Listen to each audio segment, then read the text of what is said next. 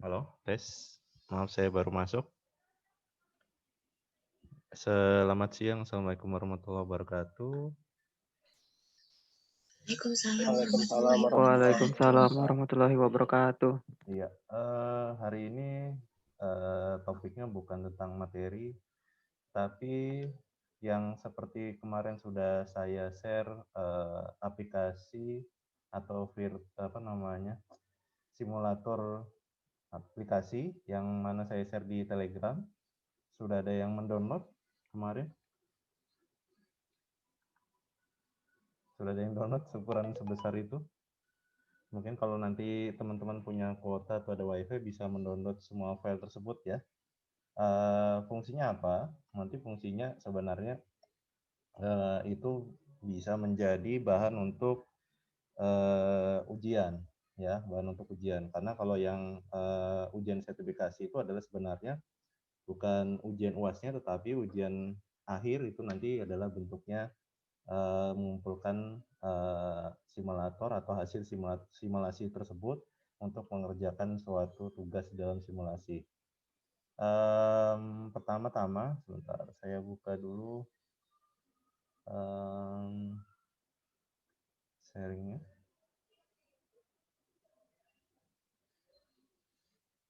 Sudah muncul ya. Perlu teman-teman ketahui untuk menggunakan simulator tersebut itu agak ribet sebenarnya. Tetapi di sini teman-teman masih ada yang menggunakan Windows 7, kalau boleh tahu. Dari Gak ada, Pak. Nggak ada sudah ya. Nah, itu yang menjadi masalah sebenarnya teman-teman kan sudah nggak pakai Windows 7 nih. Jadi kita akan menjalankan simulator tersebut di dalam simulator lagi. Jadi kita akan mencoba menginstal Windows 7 di dalam sebuah simulator untuk bisa menjalankan aplikasi tersebut.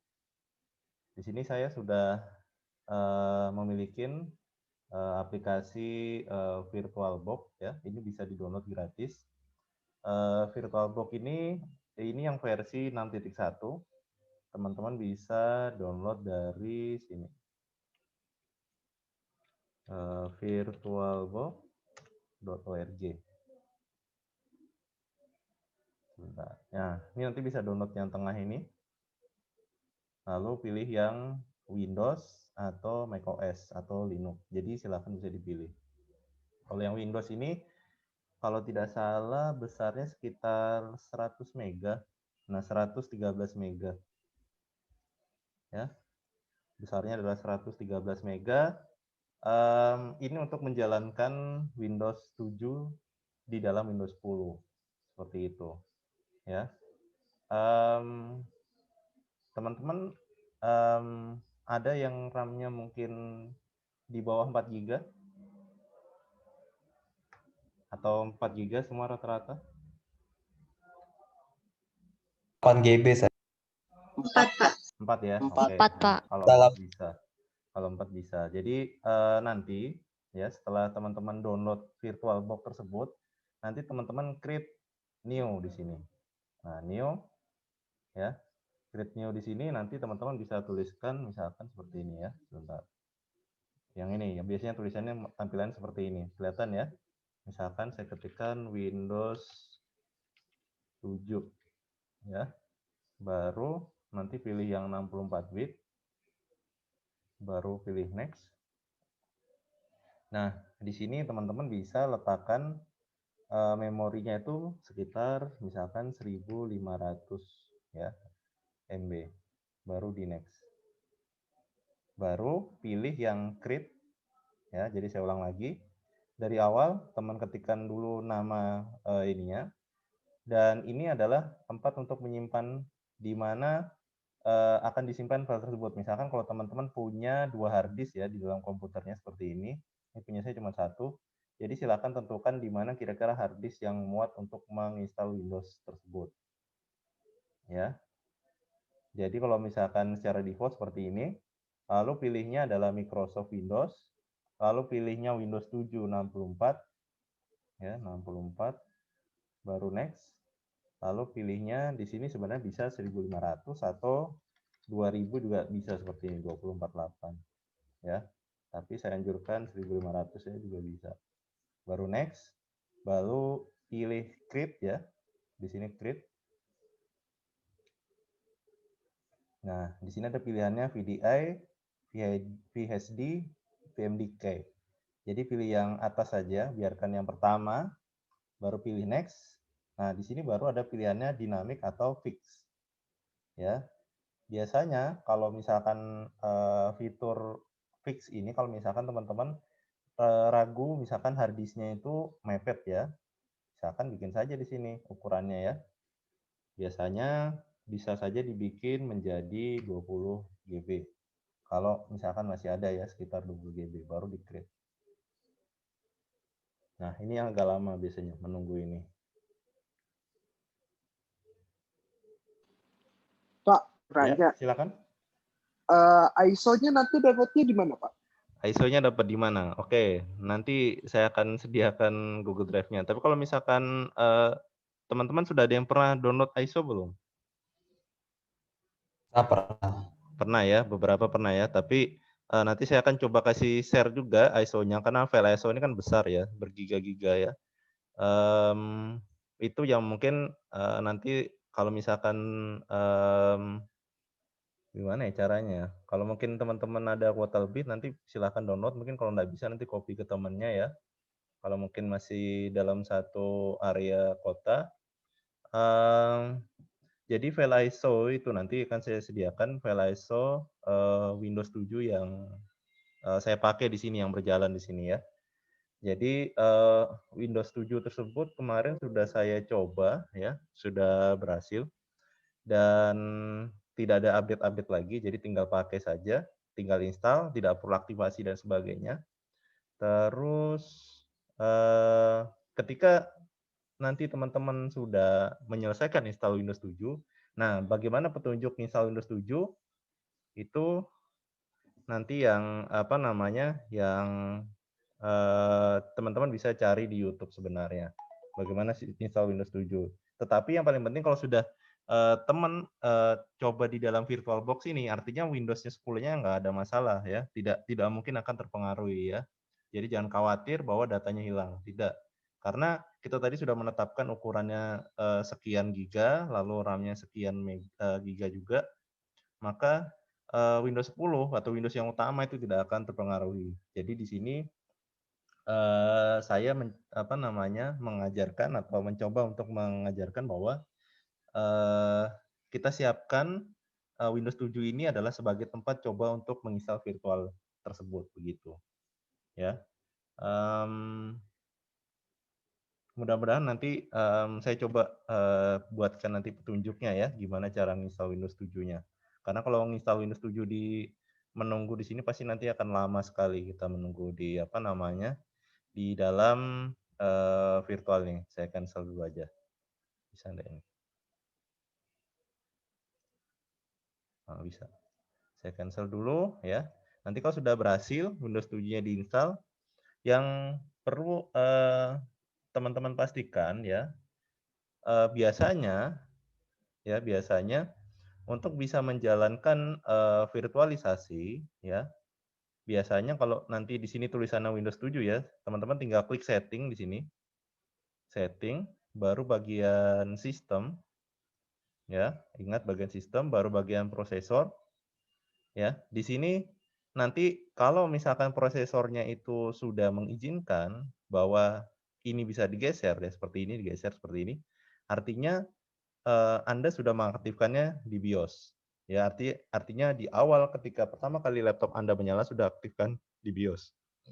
Jadi bagaimana caranya kalau misalkan kita belum aktifkan di BIOS? Caranya adalah cara aktivasi kalau misalkan pakainya Intel adalah Intel VT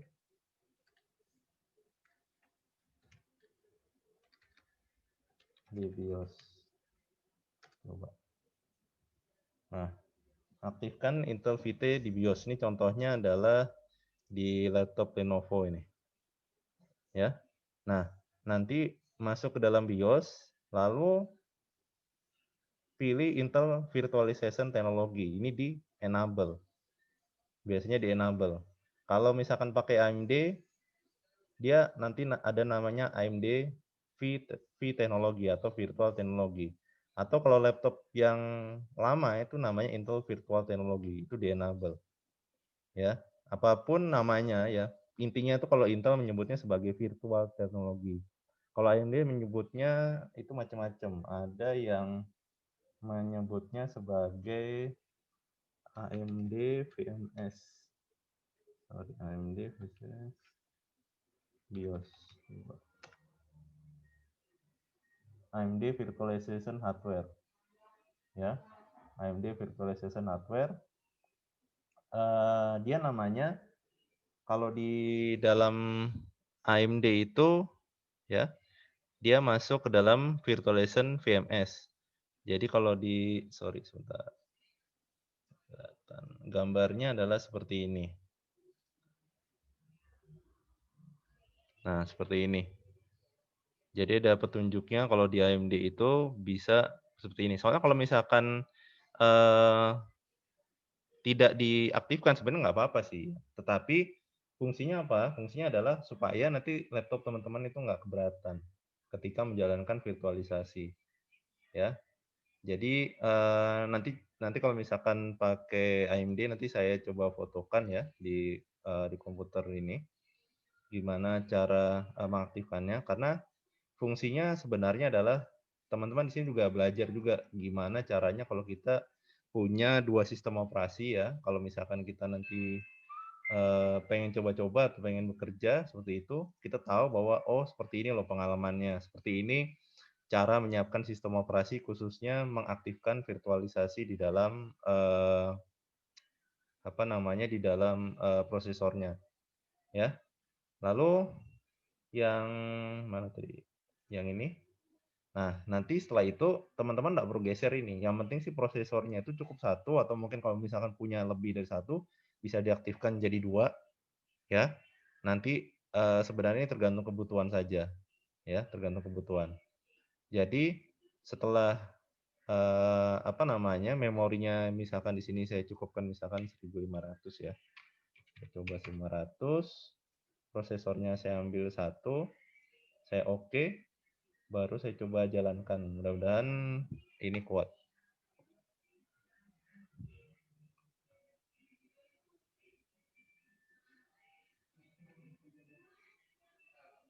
Kelihatan ya gambarnya ya?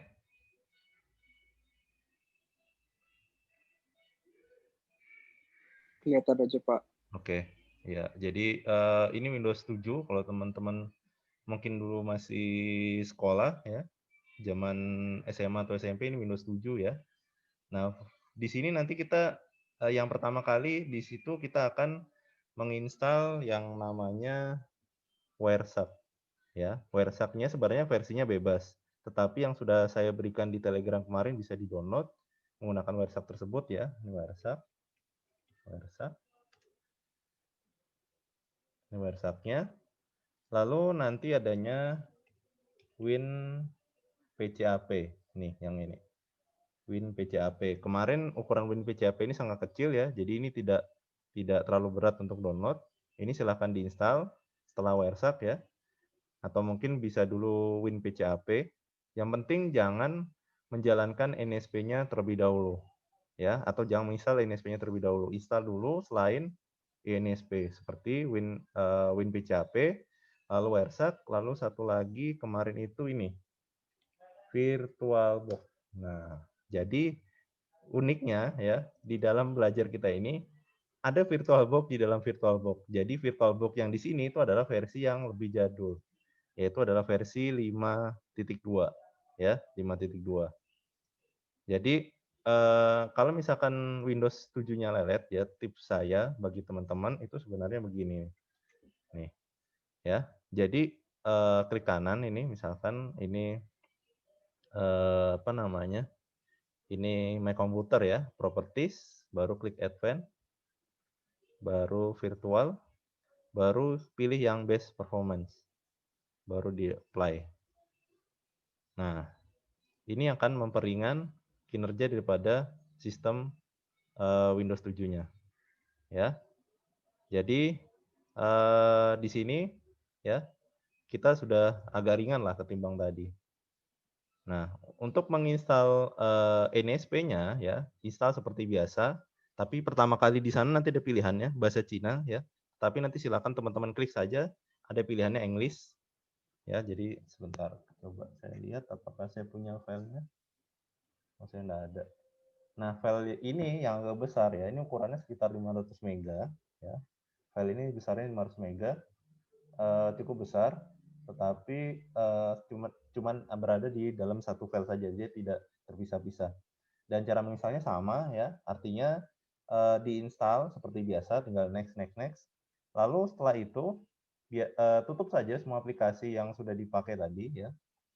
Jadi urutannya tadi menginstalnya adalah WinPCAP, lalu WireShark-nya, lalu VirtualBox-nya ya, yang ketiga.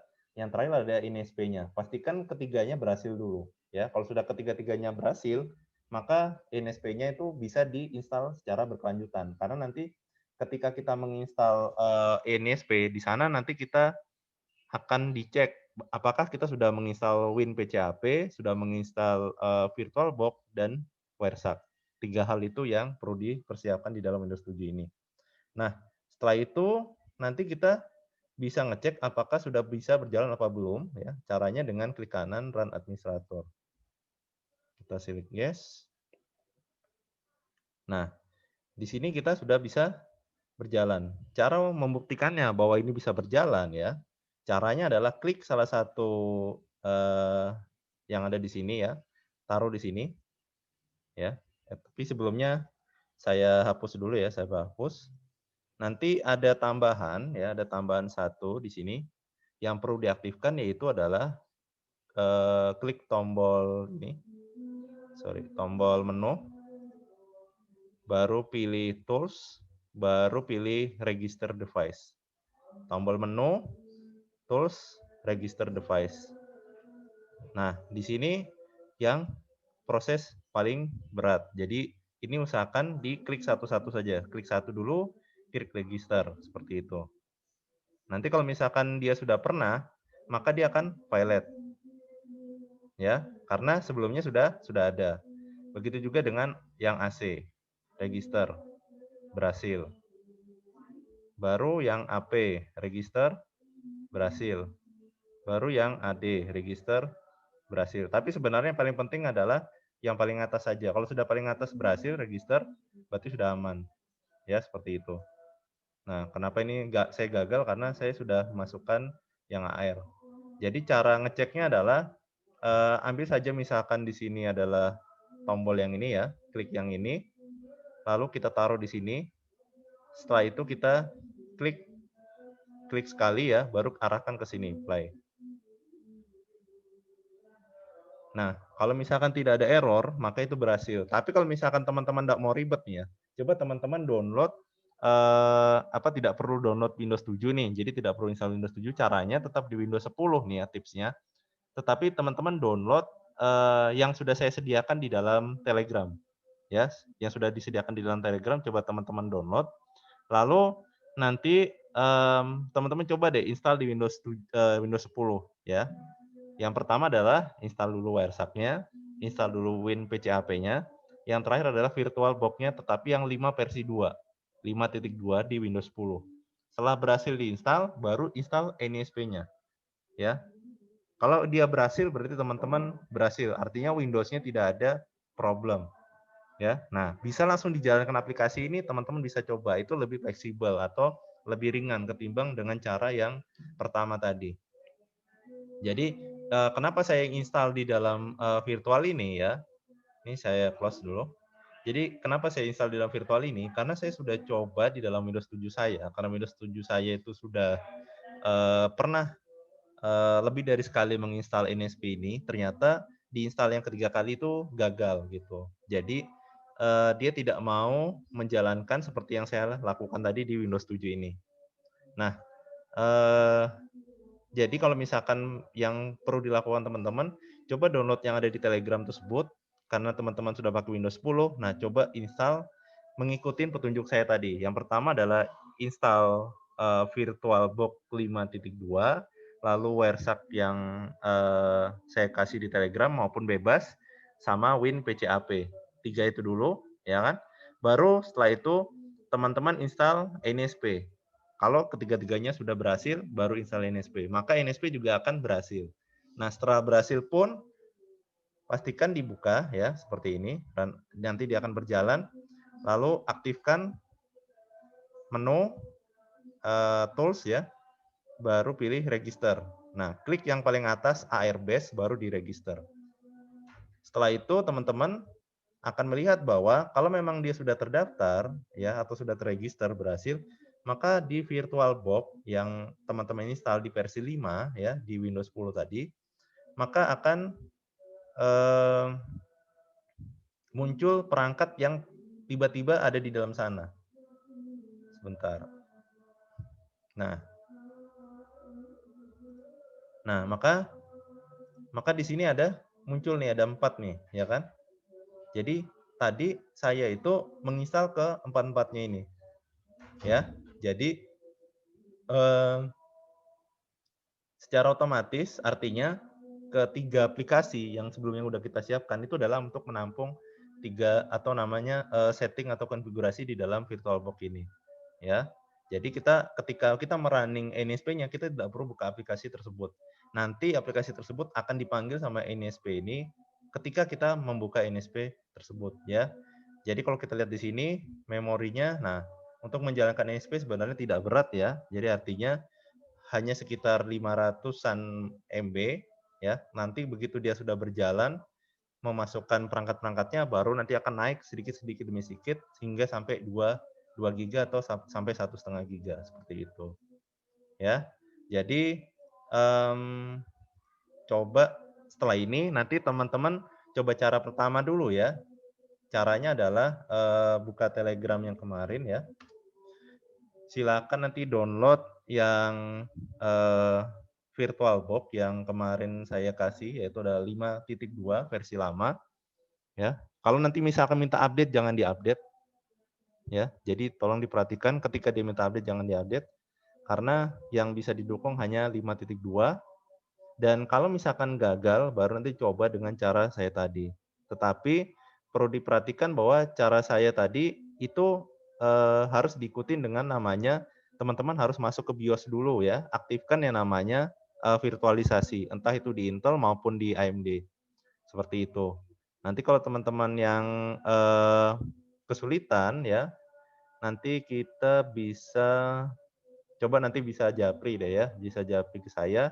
Nanti saya akan bantu carikan cara mengaktifkan yang namanya virtualisasi di perangkat atau di laptop teman-teman. Ya, kemarin di sini sudah saya upload ya, di sini udah kelihatan kan?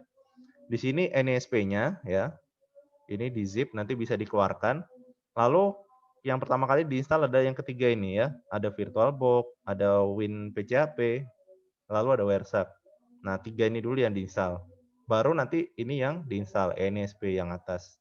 Jadi tujuannya sebenarnya pertemuan ini adalah untuk mempersiapkan ya supaya nanti teman-teman bisa tahu bagaimana sih caranya mempersiapkan virtual ini nanti. Karena apa sih kegunaannya ini Pak? Kegunaannya nanti kalau misalkan teman-teman mau melakukan penelitian ya, baik itu PKL atau itu nanti teman-teman mau ngadain namanya apa namanya penelitian skripsi itu bisa pakai virtual ini ya. Ada 2 virtual yang kita pakai. Kalau tahun kemarin kita pakai Cisco ya. Tahun ini kita pakai Huawei. Karena apa? Karena Huawei ini masih belum banyak yang meneliti, masih belum banyak yang mencoba ataupun mencoba untuk mengaplikasikannya. Jadi kita menggunakan ini sebagai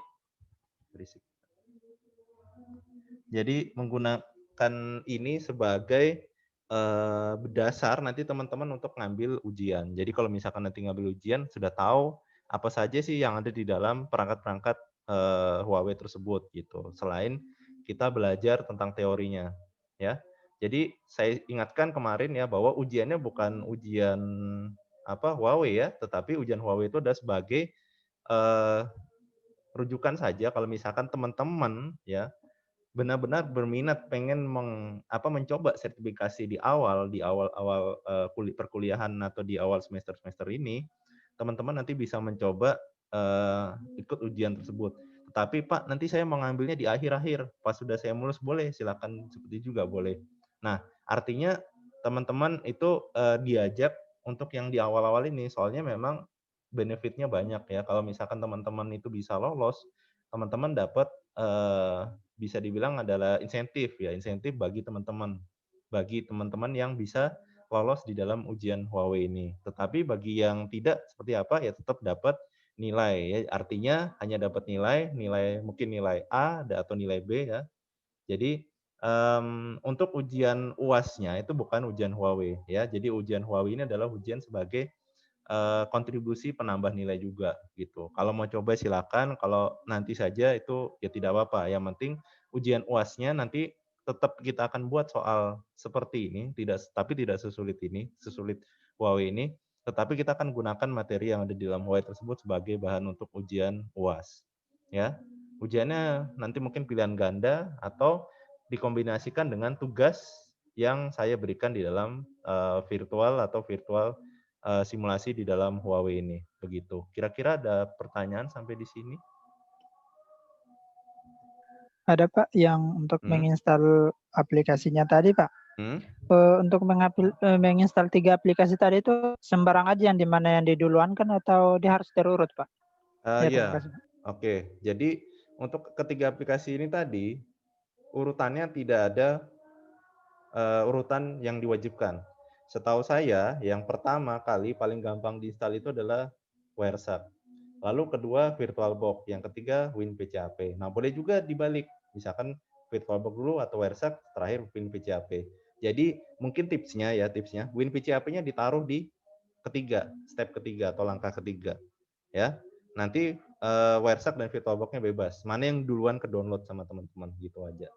Nah, lalu yang INSP-nya diekstrak ke luar, ya artinya ini kan zip kan, harus ditaruh keluar dulu, baru teman-teman bisa klik 2 kali untuk install. Nah, konfigurasi di dalam VirtualBox dan Wireshark itu tidak ada konfigurasi khusus, jadi tinggal next aja.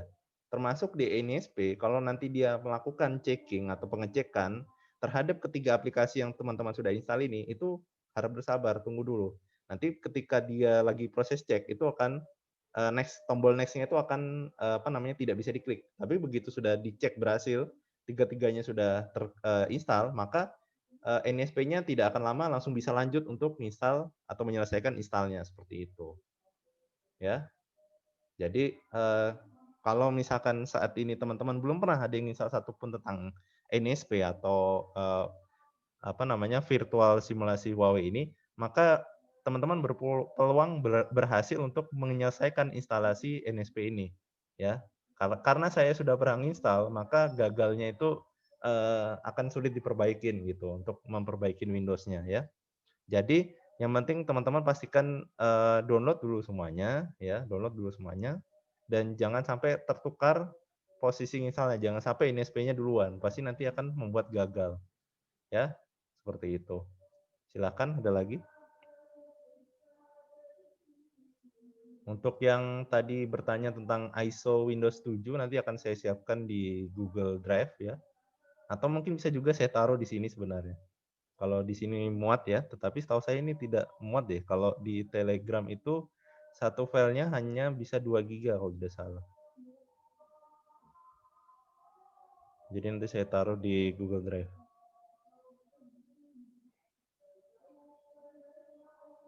Oke, ada lagi pertanyaan? Jadi kalau bisa semampu teman-teman coba wajib nanti diinstal ya, diusahakan ya. Karena fungsinya nanti ini untuk mengerjakan ujian akhir ya. Tugasnya itu seperti itu.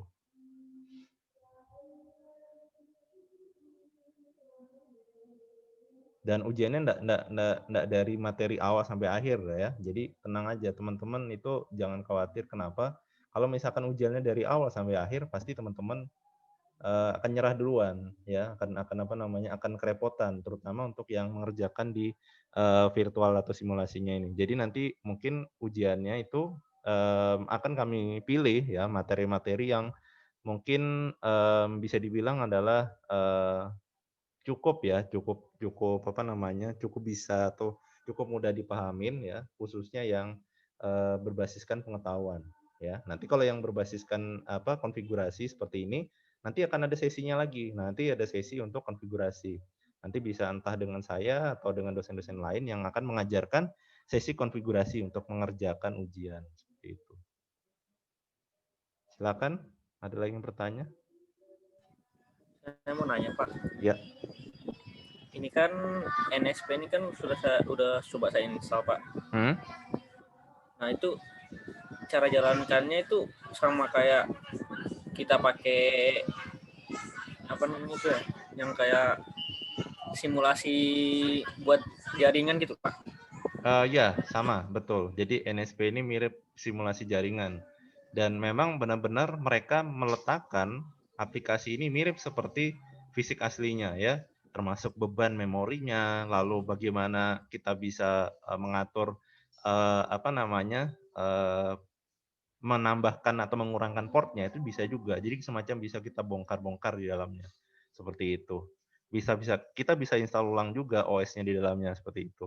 Karena memang secara basic jaringan itu mirip seperti sebuah komputer yang mana kita bisa konfigurasi, selain itu juga kita bisa install ulang di dalamnya.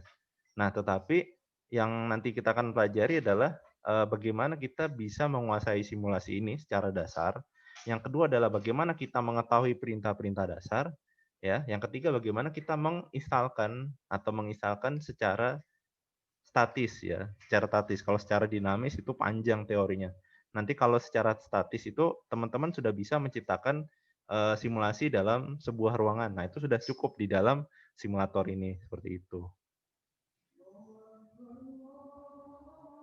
Berarti cara kerja sama kayak pakai tracer ya Pak? Iya, betul. Kalau sudah pernah ada coba pakai tracer atau ada namanya GNS3 itu sama juga. Jadi nanti ujian akhirnya yang kita buat jaringan atau gimana kayak gitu Pak? Ya, kita ujian akhirnya nanti ya. Setahu rencana yang sudah disiapkan yaitu adalah ada ujian pilihan ganda ya, yang mana ujian itu nanti akan dibarengin dengan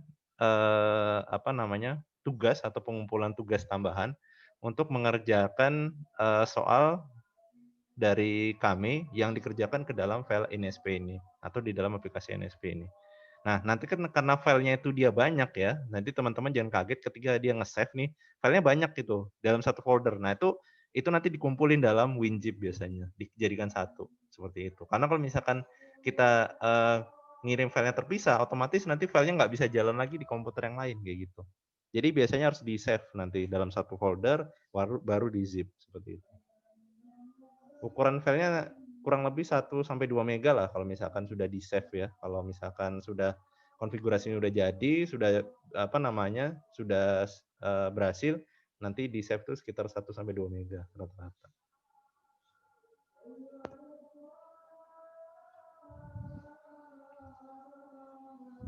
Karena kan kita akan ujian di bulan Desember ya, kalau tidak salah. Nanti kita akan ujian di bulan Desember, jadi nanti ada waktu yang cukup lama untuk mengerjakan ini, ya tugas ini nanti, lalu nanti ada ujian pilihan ganda seperti itu.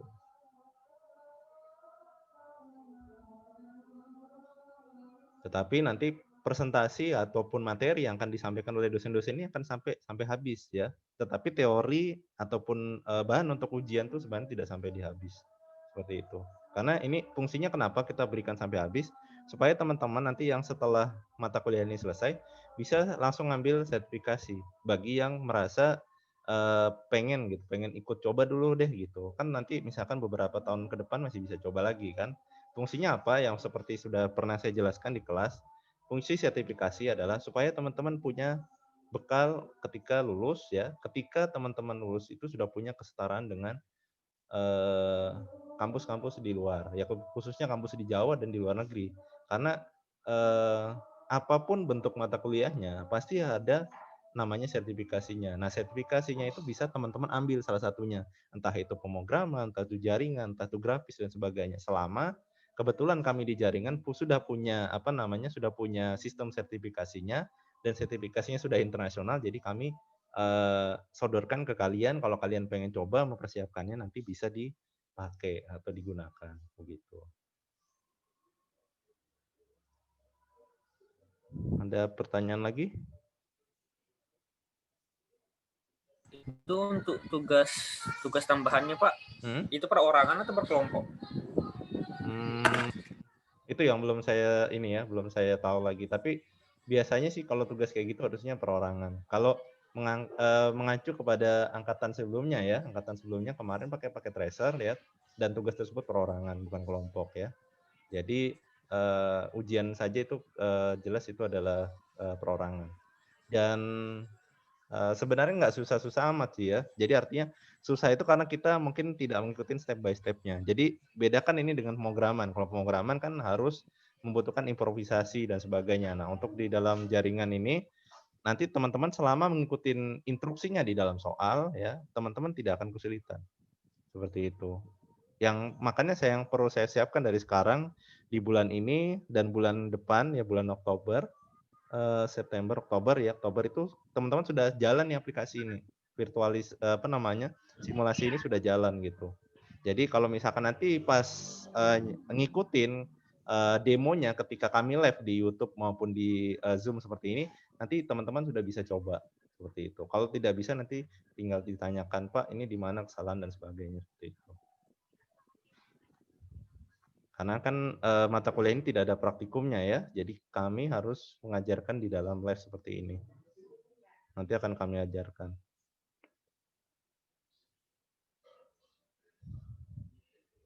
Oke, ada lagi?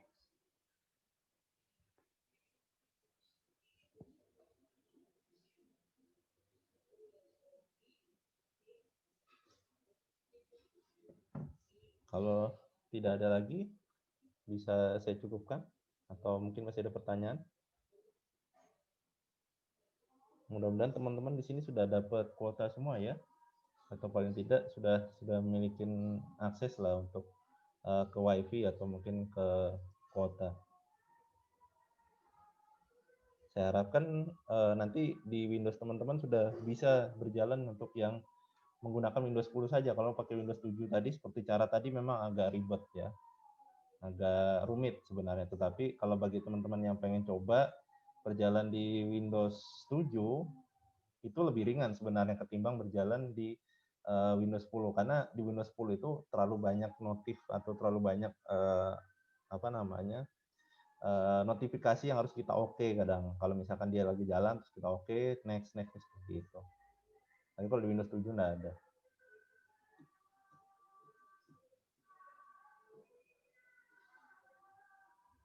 Tapi secara komputasi atau secara memori yang menguntungkan sebenarnya adalah kalau bisa diinstal di Windows 10 ya di Windows 10 saja, tidak usah menggunakan virtualisasi di Windows 7. Oke, ada lagi? Jangan lupa absen sudah diisi belum ya nanti ya? Sudah saya posting, dibuka sampai jam 4 sore. Kalau tidak ada pertanyaan mungkin saya cukupkan dulu. Nanti kita akan bisa tanya jawab di Telegram mungkin bisa ya. Atau mungkin kalau misalkan kesulitan bisa japri satu-satu step mana yang mungkin belum belum mencapai berhasil. Oke, itu aja yang bisa saya sampaikan pada siang ini. Mudah-mudahan teman-teman semua bisa berhasil menginstal ya. Kita masih punya waktu yang panjang nih untuk menyiapkan. Ya. Oke, mungkin itu aja. Terima kasih saya ucapkan. Selamat siang. Wassalamualaikum warahmatullahi wabarakatuh. Waalaikumsalam warahmatullahi wabarakatuh. Terima kasih, Pak. Iya. Makasih, Pak. Iya.